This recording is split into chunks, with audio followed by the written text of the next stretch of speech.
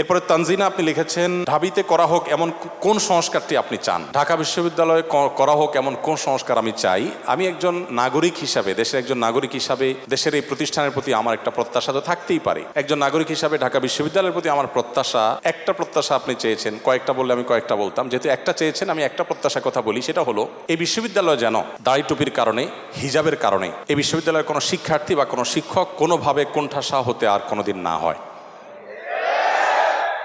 সংখ্যাগরিষ্ঠ মানুষদের চিন্তা আদর্শ এটাকে শত্রুর মতো মুখোমুখি দাঁড় করিয়ে, এটাকে পাশ কাটিয়ে এবং মুসলমানদের সংস্কৃতিকে শত্রুতার জায়গায় রেখে একটা প্রতিষ্ঠান কোনো দিন আসলে অগ্রসর হতে পারে না। দেশের সংখ্যাগরিষ্ঠ মানুষকে আপনি ইগনোর করবেন আর দেশকে আপনি এগিয়ে নেবেন, কিভাবে সম্ভব? আমি প্রায় বলি ৩.৫ লক্ষ মসজিদ এদেশে ২০১০ সনের জরিপ অনুযায়ী সম্ভবত ছিল, সেটা এখন হয়তো ৪ লক্ষে পৌঁছেছে, উপনীত হয়েছে। ৪ লক্ষ মসজিদে জুমার দিন 12:30 থেকে 1:30 পর্যন্ত এই সময়টাতে যদি 150 করে মানুষও প্রত্যেকটা মসজিদে থাকে, সম্ভবত 6 কোটি মানুষ হয়। তাদের পরিবারের সদস্য আছে, সেটা না হয় বাদই দিলাম। এই মানুষগুলোকে সরাসরি প্রত্যক্ষভাবে দিক নির্দেশনা প্রতি সপ্তাহে করতে পারছেন মসজিদের ইমাম সাহেবগণ। 6 কোটি মানুষকে, একেবারে কমের পক্ষে 4 কোটি মানুষকে তো নিশ্চিতভাবে বলা যায় যে প্রতি সপ্তাহে একটা টাইম অ্যাড্রেস করতে পারছেন ওলামা একরাম, ইমাম সাহেবরা।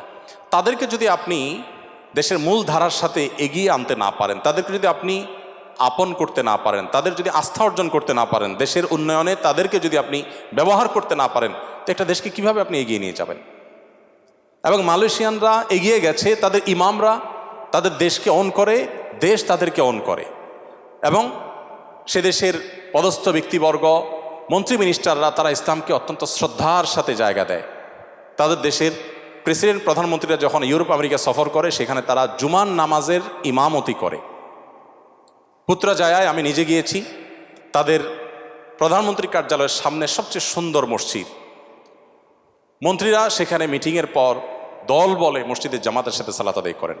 কদিন আগে ভাইরাল হয়েছে একজন মন্ত্রী, তার মেয়ে মসজিদে কোরআন হিফজ শেষ করেছেন, সেখানে স্ত্রী সহ তিনি বসে সেটাকে শেষ মুহূর্তের হিফজের লাস্ট মোমেন্টটাকে তারা এনজয় করছেন, উপভোগ করছেন। কই, তারা তো পিছিয়ে থাকেনি। আমাদের এই দেশে কেন ইসলামকে পিছনে ফেলে রাখলে আমরা এগিয়ে যাব মনে করছি? যারা এটা মনে করছেন তারা বিগত 50 বছরে বাংলাদেশকে কোথায় নিয়ে গেছেন? 50 বছর তো ইসলামের সাথে শত্রুতা করে ইসলামকে দূর করেছেন, তাতে দেশ কোথায় এগিয়ে গেছে? এর বিপরীতে আমি বলতে চাই, যদি দাড়ি টুপি এবং হিজাবকে অহেতুক আসামির কাঠগড়ায় না দাঁড় করান এবং ধার্মিক মানুষদেরকে যদি আস্থায় আনতে পারেন, এবং এক্ষেত্রে ধার্মিকদেরও যথেষ্ট দায়িত্ব কর্তব্য আছে, তারা দেশের জন্য যদি নিজেদেরকে উজাড় করে দেন, তাহলে আমার মনে হয় পৃথিবীর অনেক দেশকে আমরা পেছনে ফেলে এগিয়ে যেতে পারবো ইনশাআল্লাহ তাআলা। এরপরে প্রশ্ন করেছেন নাহিদা হিমো, আপনি লিখেছেন, কী ধরনের হাসি ঠাট্টা জায়েজ? অনেকে কথা বলার সময় যে গালি দেয়, বাজে শব্দ ব্যবহার করে, এগুলোতে করণীয় কি? দেখুন, কোনোভাবেই একজন মুসলমানের জন্য মিথ্যা কথা বলে কোনো হাস্যরস করার, বিনোদন করার, কৌতুক করার কোনো সুযোগ নেই। আমরা অনেক সময় দেখি যে এগুলো হয়। সোশ্যাল মিডিয়াতে কিছু ভিডিও ক্লিপ আপনারা হয়তো দেখে থাকবেন। একজন হয়তো বসে আছে পুকুরের পাড়ে, তারই কোনো একজন ফ্রেন্ড, দোস্ত তাকে এসে ধাক্কা দিয়ে ঠান্ডার সময় পুকুরে ফেলে দিয়েছে, সে পড়ে গেছে, আর হা হা করে সবাই হাসছে। আমরা এই সমস্ত ভিডিও দেখে বেশি এনজয় করি, তাই না? আমাদের নিজেদের অজান্তে আমাদের মনুষ্যত্ব কিন্তু হারিয়ে যাচ্ছে এভাবে। এটা তো আসলে কোনো আনন্দের উপলক্ষ হতে পারে না। মানুষ ফান করবে, আনন্দ করবে, কিন্তু আনন্দ করে সে মিথ্যা কথা বলবে, একজন মানুষকে কষ্ট দিয়ে আনন্দ পাবে, একটা পাখিকে, একটা পশুকে নির্মমভাবে মেরে আনন্দ পাবে, এটা তো কখনো গ্রহণযোগ্য হতে, এটা কোনো সভ্যতা হতে পারে না। আমাদের দেশে একটা খেলা বেশ জনপ্রিয়, এখনও কোনো কোনো অঞ্চলে আছে, আপনারা জানেন, ষাঁড়ের লড়াই হয়। ষাঁড়ের লড়াইয়ে যে নির্মমতা হয়, যে করুণ দৃশ্যের অবতারণা হয়, এটা কোনো সভ্য সমাজের গ্রহণযোগ্য কোনো লড়াই হতে পারে না, বাট সেটাকে আমরা অনেকে বেশ এনজয় করছি।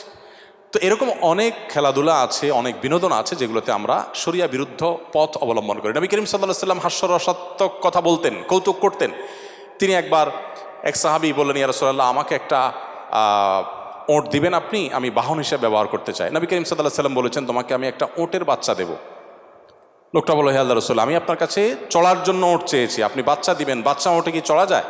নবী সাল্লাল্লাহু আলাইহি ওয়াসাল্লাম বলেছেন, যেই ওঁটে তুমি চড়বা সেই ওঁট তো কোনো না কোনো ওঁটের বাচ্চা, আমি সেটা মিন করেছি। আরেকজন সাহাবীকে নবী সাল্লাল্লাহু আলাইহি ওয়াসাল্লাম ডাক দিচ্ছেন, ইয়া জাল উজনাইন, এই যে 2 কান আছেন আপনার, আপনি আসেন। হে দুই কানওয়ালা। তো এটা রসিকতা করলেন, ওনার কান তো আসলেই দুইটা। নবী করিম সাল্লাল্লাহু আলাইহি ওয়াসাল্লামের জীবনে অনেক হাস্য রস করতেন, কিন্তু সেটা কখনো মিথ্যা কথা বলে নয়। আমরা অনেক সময় মিথ্যা কথা বলে, ফান করে অনেক অন্যায় কথা বলি। নবী সাল্লাল্লাহু আলাইহি ওয়াসাল্লাম বলেছেন, রসিকতা করেও যদি কেউ মিথ্যা পরিহার করতে পারে, ওই ব্যক্তিকে আল্লাহ রাব্বুল আলামিন জান্নাতের একেবারে সেন্টার পয়েন্টে একটি প্রাসাদ, জান্নাতি প্রাসাদ দান করবেন। অনন্ত অসীমকালের জন্য সে নেয়ামত সে ভোগ করতে থাকবে। এই জন্য কোনো অবস্থাতে একজন মুসলমানের জন্য এটি জায়েজ নয়। এরপর প্রশ্ন করেছেন শফিউল ইসলাম সাকিব, আপনি লিখেছেন, মুসলিমদের মাঝে বিভক্তি দূর করতে করণীয় কি? মুসলিমদের মধ্যকার বিভক্তি দূর করার জন্য আর কিছু না পারেন একটি কাজ করেন। ডক্টর আব্দুল্লাহ জাহাঙ্গীর রহমতুল্লাহ আলাইহি বলতেন যে আল্লাহ আমাকে এত পাওয়ার দেন নাই যে বহুদা বিভক্ত মুসলমানদেরকে আমি এক করে ফেলবো, এত পাওয়ার আমার হাতে নাই। যদি থাকতো আমি জোর করে হলেও তাদেরকে একসাথে বসাতাম, এক করতাম, এক হতে বাধ্য করতাম। যেহেতু পাওয়ার নাই, আমি একটা কাজ করতে পারি, সেটা হলো বহুদা বিভক্ত মুসলমানদের মধ্যে নতুন কোনো বিভক্তি যেন না হয়, আমি সেজন্য চেষ্টা করি। স্যারের এই কথাটাকে আমি আমল করার চেষ্টা করি। পারতপক্ষে সজ্ঞানে কারোর নাম ধরে খোঁচাখুচি করা, কারোর বিরুদ্ধে বিশুদ্গার করা, পাবলিকলি কিংবা ঘরোয়া মজলিসে, এই জিনিসগুলো যেন আমার দ্বারা না হয়, আমি সে ব্যাপারে খুব বেশি সচেষ্ট থাকি। আমি আপনাদেরকে উদাত্ত আহ্বান রাখতে চাই, বিশেষ করে আপনারা যারা সাধারণ শিক্ষিত ভাইয়েরা বোনেরা আছেন, আল্লাহর ওয়াস্তে ইসলামের কোনো একটা সেক্টর বা কোনো একটা গ্রুপ আপনি পছন্দ করেন, কোনো আলিমকে আপনি পছন্দ করেন, কোনো স্কলারকে আপনি পছন্দ করেন, তার অনুসারী হয়ে পাল্টা আরেকজন হুজুর, আরেকজন আলেমের গোষ্ঠী উদ্ধার করার জন্য নামবেন না। আপনারা অনেকে দেখবেন যে এটাকে সওয়াবের কাজ মনে করে যে এক হুজুরের পক্ষ হয়ে আরেক হুজুরের গোষ্ঠী উদ্ধার করলে বোধহয় বিপুল পরিমাণ সওয়াব আমার আমলনামায় লেখা হবে। কিয়ামতের ময়দানে এই লোক যখন দেখবে যে সওয়াবের জায়গায় সব গুনাহ লেখা হয়েছে, তখন তার আফসোসের কোনো শেষ থাকবে না। এজন্য ভাই, আমি আপনাদেরকে বিনীতভাবে বলতে চাই, আল্লাহর ওয়াস্তে মুসলমানদের মধ্যকার দূরত্বগুলোকে কমাবার জন্য কখনো দূরত্ব বাড়ে সেরকম কোনো পদক্ষেপ নেবেন না, সেরকম কোনো কথা বলবেন না। সমালোচনা করতে হলে নবী সাল্লাল্লাহু আলাইহি ওয়াসাল্লামের সুন্নাহ অনুসরণ করে করবেন। তিনি নাম ধরে সমালোচনা সচরাচর কোনো পাবলিক প্রোগ্রামে সাধারণত করতেন না। এমনভাবে করতেন যে কারোর কোনো মানহানি না হয়, অসম্মান না হয়। আজকাল দুঃখজনক, আমরা অনেক মুসলমানরা ইসলামের কাজ মনে করে সেই কাজটি করে যাচ্ছি এবং ইসলামের প্রতি মানুষকে আরও আমরা বীতশ্রদ্ধা করছি।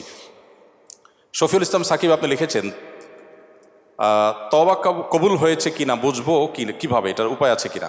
বোঝার আসলে সুনির্দিষ্ট কোনো উপায় নাই। তবে তওবা করার পর যদি আপনার অন্তরটা বিগলিত হয়, অনুতপ্ত হয়, চোখের পানি পড়ে এবং ওই পাপ থেকে আপনি ফিরে আসার সুযোগ পান, কিছু সময় আপনি ফিরে থাকেন, তাহলে আপনি আল্লাহর প্রতি সুধারণা করতে পারেন, হয়তো আপনার তওবা কবুল হয়েছে।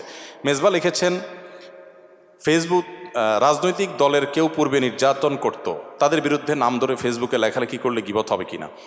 যদি আপনার এই লেখালেখিটা হয় তাকে বিচারের মুখোমুখি করবার জন্য, তার অন্যায় অনাচারগুলোকে তুলে ধরে যেন তার শাস্তি হয় সেটি নিশ্চিত করা যায়, সেজন্য আপনি যদি লেখালেখি করেন, সে অধিকার আপনার আছে।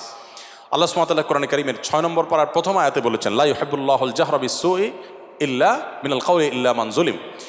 কোনো মন্দ কথার প্রসার আল্লাহ পছন্দ করেন না, তবে যিনি নির্যাতিত, যিনি মাজলুম, তার জুলুমের কথা সে মানুষকে বলার অধিকার তার আছে।